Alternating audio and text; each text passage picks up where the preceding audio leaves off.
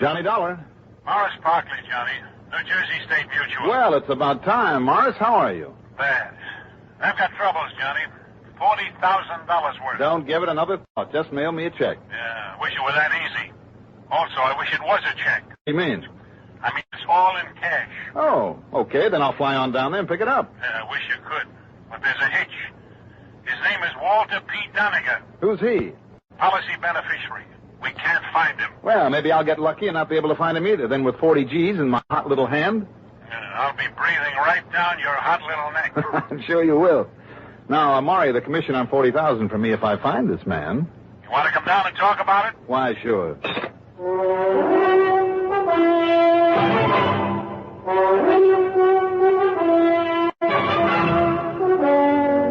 The CBS Radio Network brings you Mandel Kramer in the exciting adventures of the man with the action-packed expense account, America's fabulous freelance insurance investigator. Yours truly, Johnny Dollar.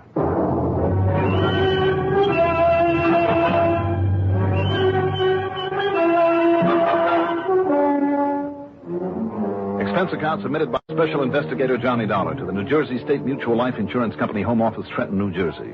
Following is an account of expenses incurred during my investigation of the Doninger matter.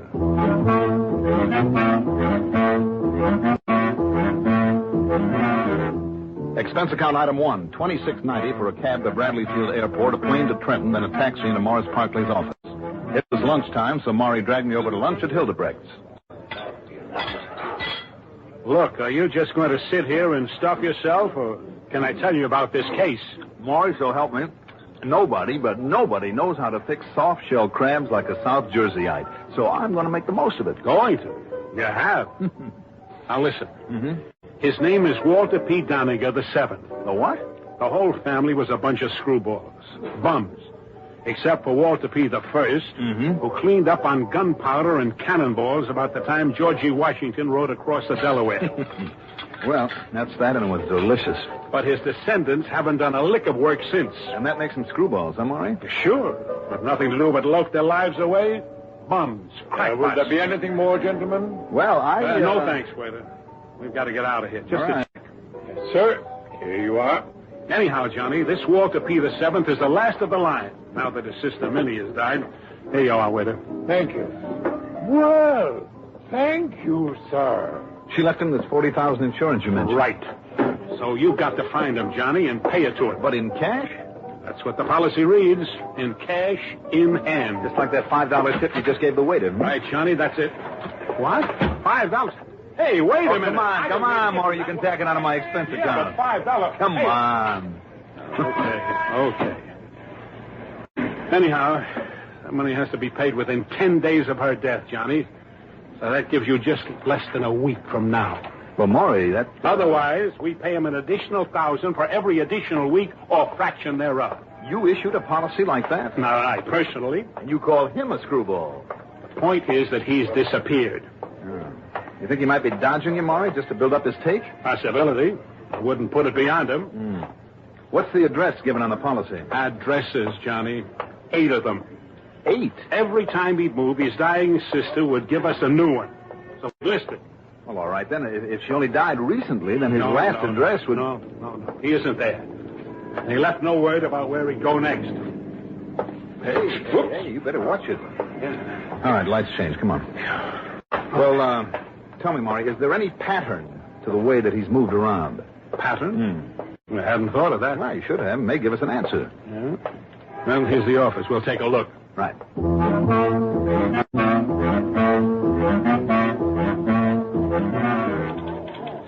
Here we are. Now, he started here in Trenton. Then he lived down in Atlantic City for a while. And Bloomfield, Cranford, Dumont, East Rutherford, Franklin, Gibbstown, and Highbridge. In other words, all over the state. You know, that makes any kind of a pattern, Johnny. Well, it sure does, Maury. It does? Sure. Don't you see? Atlantic City, Bloomfield, Cranford, and so on, ending up with Highbridge right through the alphabet, Maury, from A to H. Hey, you're right. So it's easy. Wherever he's gone now begins with the letter I. If he sticks to the pattern. Yeah. But why all the wandering around? Is he running away from something, or is it just a matter of building up the insurance he'll get? I don't know. Anyhow, now, you have the answer. Find a town beginning with the letter I, if there is one, and you've got him. Yeah, thanks a lot. But which town beginning with an I if there's more than one? Oh, yeah. I didn't think of that. You got an atlas, Maury? Yeah, sure, of course. Yeah, right in front of my nose. Help yourself. All right, now let's see. Okay, here we are. Oh, great. Now, what's the matter? Listen. Imlaystown, Indian Mills, Interlaken, Iona, Iceland, plus about a half dozen more, from one end of the state to the other. Yeah, no good. Well, it's all right with me if you want to pay me plenty of travel money to prowl around after him. Fine, that's fine. And he'd be in the very last town that you'd hit. It's a possibility. Well, I guess the only thing we can do is write the city hall in every place beginning with an I and hope he'll cooperate. Meantime, time is running out. Wait a minute. Maybe there's a better pattern for us. Well, sure, like you say, the alphabetical one. So it'll either cost that extra $1,000 a week or you'll run up too big an expense account. No, wait a minute. Look, don't you see? There's more to the pattern. Like what? And how much will it cost? Stop looking smug. Maury, I'll make you a proposition. Oh, you will? Mm-hmm. Let me try just one of these towns. This one here. Interlaken? Mm-hmm. Well, why pick that one? If I don't find Mr. Walter P. Doninger, the 7th there, you won't owe me a cent. But if I do... Yeah, then what? Then you tack an extra $1,000 onto my commission. Okay? What? Even above your expense account and all that? Okay. It's a deal. And now, Johnny... Good. Now, look. Do you mind telling me what this magical key is that you found? The pattern of his wanderings? Not at all. Look, Maury, it's right here in front of your nose. Right here in the atlas.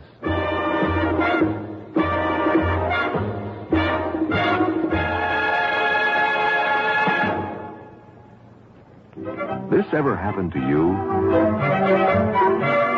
You're driving down a long highway or working late, and then monotony makes you feel drowsy. Perk up with No-Dose. No-Dose keeps you alert with the same safe refresher found in coffee. Yet No-Dose is faster, handier, more reliable. Absolutely not habit-forming. The safe way to stay alert without harmful stimulants. No-Dose.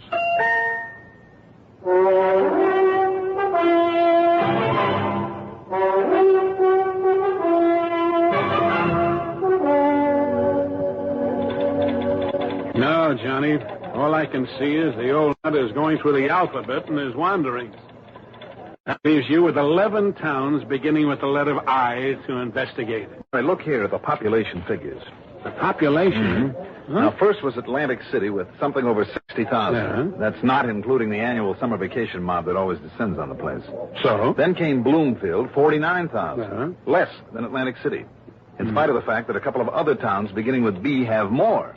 Well? Then here we have Cranford, 17,500. Less again.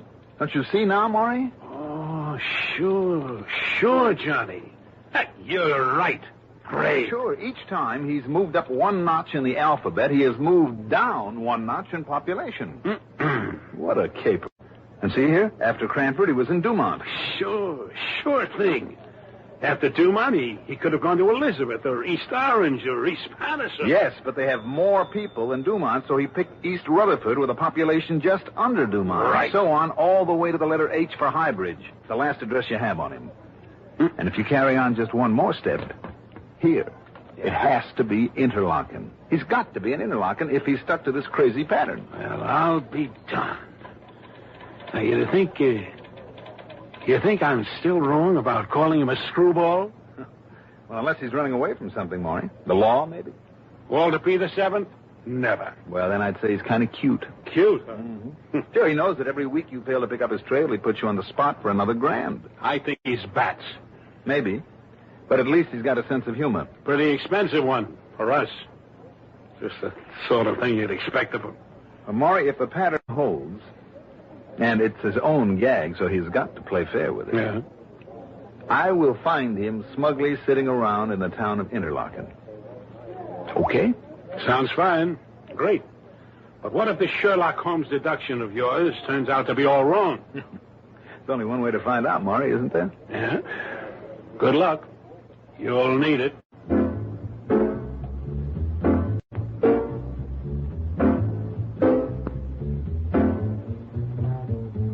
Expense account item 2, $50 deposit on a rental car. I headed east then on 33, a main highway through Hightstown, Freehold, and Ocean Grove, and then north in a roundabout way to Interlaken, a small but very nice resort town that isn't much heard of because it's so completely overshadowed by nearby Asbury Park.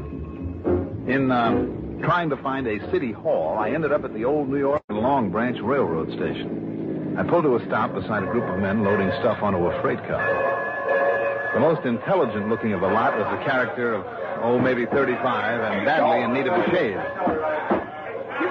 Hey, wait a minute. Say that again, buddy. I asked for directions to City Hall, that's all. I thought I recognized that voice of yours. Your name is Johnny Dollar, ain't it? That's right. Makes any difference. Yeah, how about that? Johnny Dollar, the big insurance investigator, huh? Well, I'm pleased to meet you, Johnny. Thank you. Now, what's a big shot like you doing around a place like this, huh? Well, does that make any difference? You want to know what I think? I'm betting you tailed somebody here, huh? Am I right? Well, possibly. But look, where is... Sure, I'm right. Well, look, Johnny, you want to know anything about this burg, you asked me. You're Bill McGrogan. I know all about it, see? Okay. I know everybody ever comes into this town. Yes, sir, you need help? You couldn't have come to a writer party. Good. And me? Well, I'll be glad to give a guy like you a hand, see? And, Johnny, you know something else? Now, look, McGrogan... Oh, just call me Bill, Johnny. Your name is Bill. You know something else? I understand you pay out pretty good for information. Like, I mean, you can lay it out on that expense account of yours, huh? Yeah. Am I right, Johnny? Well, now, that depends. Look, why don't you try me, huh? Anything you want to know about Interlaken or anybody in it, even just the summer people, you know, to come here for the summer, all you got to do is ask me. So what do you want to know, huh? And what's it worth, huh? Well, come on, Johnny. You want my help or don't you? Who are you looking for, huh? Well, why'd you come here? Hey, you don't say much, do you? All right, Bill. Yeah? I am looking for someone. A man. Now what's it worth if I lead you right to him, Johnny? 50? Maybe a C-note, huh? Come on. Because if you don't think I can lead you to him, well, you just try me, see? Yeah, 25 maybe. Now, look, you better come down a little bit, Bill. Let's see, how about a 10 spot? Okay, thanks. What? Now, who do you want to meet, huh? Who's the guy you're looking for? The name is Walter Doninger. Hey, you see, I told you to come to the right... Yeah, huh? What's the matter? Who'd you say, Johnny? I said a man by the name Walt Doninger? That's right. Well, you know where I can find him, or don't you? Well, come on, Bill. What's the matter? Doninger, huh? That crazy Walt Doninger. And you want to give me only $10, huh? All right, I'll make it 20. If you really know where he is. Yeah, sure, I do, sure. But a guy that's loaded the way that he is, you know that, don't you? It sounds like Walter Doninger. Okay, Johnny, okay. $50 and I fix it up. What do you mean you fix it up? I'll deliver. So, where are you going to be staying? Well, matter of fact, I don't know. I hadn't really planned on... Well, Larchmont. So you go to the Larchmont. It's that nice, fancy place about 3 blocks over that way. Yeah, well, look over there. Turn your head, huh? You can see the top of it with the flag on it. See it over there? Oh, yeah, I see. That's good. Now, you get yourself a room, see? And, Johnny, I guarantee I'll get the word to Doninger, and he'll be there and see you by sometime tonight. Okay? Now, look, Bill, wouldn't it be a lot easier just to tell me where I can find him? With the way that he moves around? Oh, sir. That's the deal. $50, Johnny. All right. Here's 15 more. And the other half you get after I see Doninger. Oh, yeah? Well, now, listen, Johnny. That's my deal. Just be sure you get him there to my room at the Larchmont.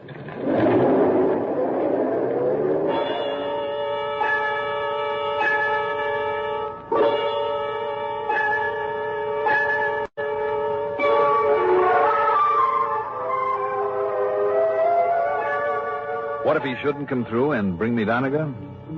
Well, after all, it would go on the expense account. As soon as I'd registered at the Larchmont, I went to police headquarters and talked with a Sergeant Holloway. You know something? Maybe it was lucky that I had run into Bill McGrogan. Maybe. Well, sure, Dollar. I'll try to find that crazy old man for you. Yeah, be at the lodgement, you say, huh? That's right. Well, the way he gets around, well, in the couple of weeks ever since he got the word of his sister passing away, he's lived in a half a dozen different rooming houses. Sometimes only 2 or 3 days in one place at a time. He is playing a cozy little game with the company. What's that? Oh, nothing. I certainly hope you can find him for me. Oh, sure. Maybe in a couple of days. Maybe in a half an hour. But I'll find him all right. I mean, sometime. Sometime, huh? Well, I'll be waiting.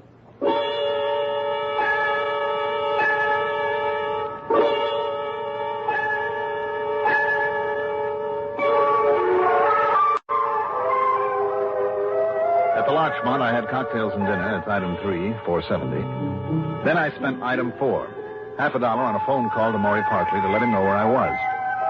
What if that policeman doesn't find them for you, Johnny? Or that railroad bum you talked to? And with time running out for us... Then I'll just have to prowl around myself and see what I can learn about Doninger. Oh, of course, the post office. Huh? Well, if he moves from place to place, Maury, the way the sergeant says he does, he may have himself a post office box. And you'll sit by it until he shows? That's right. But what if he's left to lock it? Well, then I'll dig me up an atlas and figure out his next destination. Maury, don't worry about it. We've proved the atlas theory works, and now it's just a matter of time before... Well... What? Looks like it's going to be a matter of no time at all. Well, Johnny... Maury, I'll be in touch. Coming. Yes? Inside, buddy, and shut up. Wait, what? Well, I knew they'd get you on me, Dollar, but I didn't think you'd show up this soon. Well, now, look. Don't move. The gun works. Ooh. Complete with silencer, huh? That's right. So I'm not as crazy as some people think. And you're Walter Doninger? That's right. Scrappy Doninger. I'll move over there, Dollar, next to the bed. So when you fall, it won't make any noise. What do you mean, fall, Doninger? I'm taking no chances with you. So from here on, Dollar, you're gonna be dead.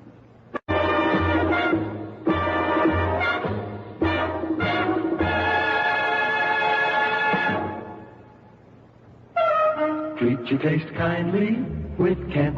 Treat your taste kindly with Kent. Treat your taste kindly with Kent. Smoke Kent, the micronite filter cigarette. Yes, people who want to get away from harsh, rough-tasting cigarettes know that the one to switch to is Kent. And there's a very good reason why.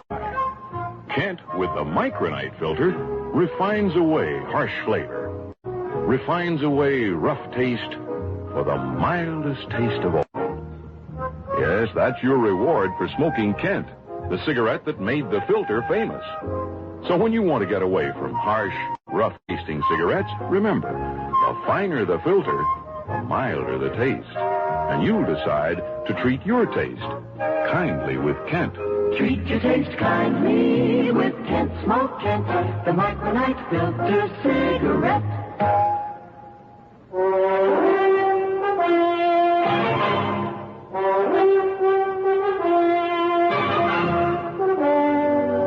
Wait a minute, Doninger. You haven't even got time to say a prayer, Dollar. You said you knew I'd be after you? Why not? Pull a heist up there in Hartford? Stuff's going to be insured, isn't it? A heist? So who else would they get to look for me? Only how you ever found out, I'd come down here to this little jerkwater summer resort. And I only been here for a day, too. Only you pulled a boo-boo coming here, Dollar. It looks like I've pulled a couple. Yeah, wise man, you sure picked the wrong guy to buy information from. You think that Bill McGrogan was on your side? When for $100, he let me set you up this way? I see. You do, huh? Well, you're not going to be seeing for long, or hearing either. Get over there next to the bed where you'll drop real easy when I pull this trigger. Huh? Who's that? Who is it? Who is it? The split second when he turned to the door was all I needed. I charged across the room, swinging, and caught him a hard right to the face. Then I chopped across the back of his neck, ripping from my hand, and I got with everything I had. Collapsed in a heap. He lay very still. All right, now, Mr. Scrappy Doninger, we'll take this gun of yours and... Yes, who is it? Who's there? Walter P. Doninger, the 7th, Mr. Dollar. Oh, now, wait a minute. Well, here I am. The police and you and the insurance company finally found me. So, Oh, my goodness. Who's he? What happened to him? Your name is Walter P. Doninger the Seventh? Why, yes, of course it is. Would you like to see some identification, Mr. Dollar?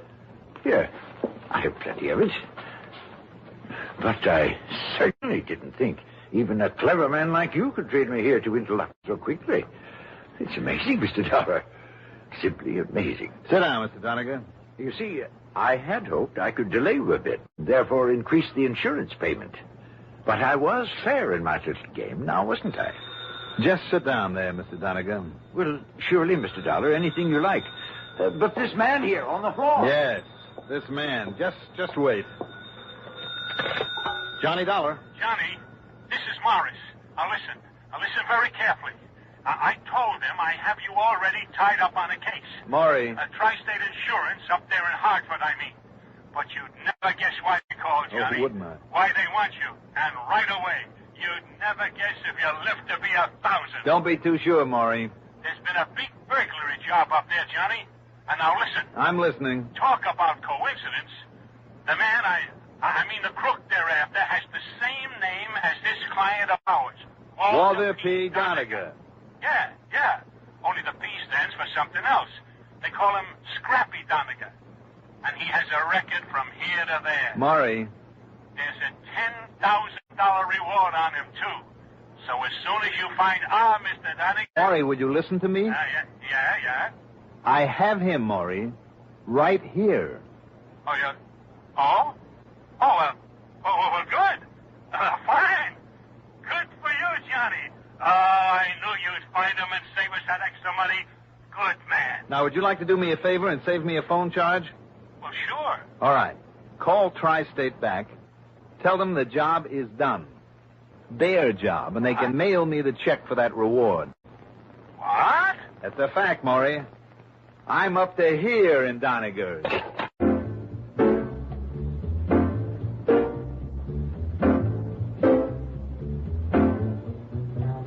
So for once, I got real lucky.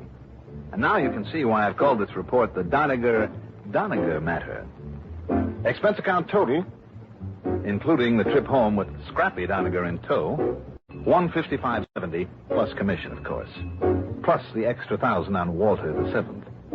Oh, and I couldn't find Bill McGrogan again, so he'll never get that other $25. Maybe just a jail term someday for the kind of company that he keeps. Yours truly, Johnny Dollar.